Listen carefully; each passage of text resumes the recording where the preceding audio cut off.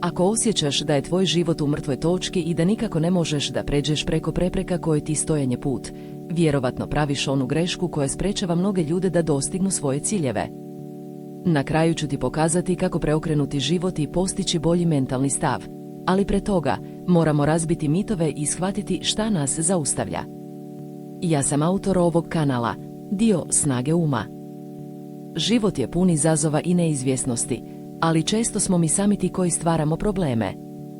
Naš um je ogroman tvorac naše stvarnosti i ako ga ne kontroliramo, on će nas kontrolirati.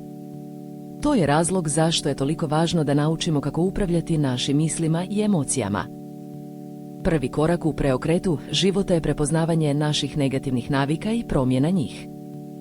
To možemo učiniti tako što ćemo identificirati što nas spriječava da dostignemo naše ciljeve i raditi na tome da promijenimo naše ponašanje. Na primjer, ako si navikao da uždiš i da se predaješ lako, moraš promijeniti tu naviku i početi da radiš na svojoj mentalnoj snazi. Drugi korak je stvaranje jasne vizije za budućnost. Moramo imati jasan cilj i znati šta želimo postići, jer ako ne znamo kamo idemo, nećemo moći da stupimo tamo. Na primjer, ako želiš da postaneš uspješan poduzetnik, moraš imati jasnu viziju za svoj biznis i znati šta želiš postići. Treći korak je stvaranje plana za dostizanje cilja.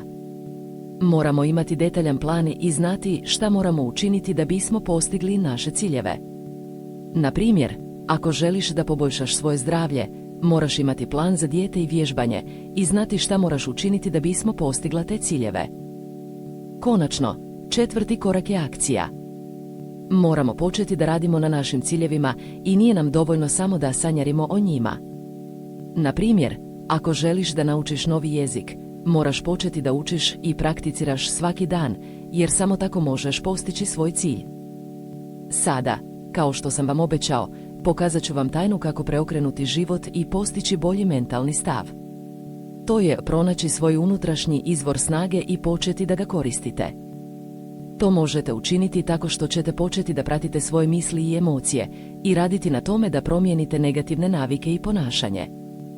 Ako želiš da radiš na sebi i razvijaš mentalnu snagu, zapratite Snaga uma i uključite zvonče.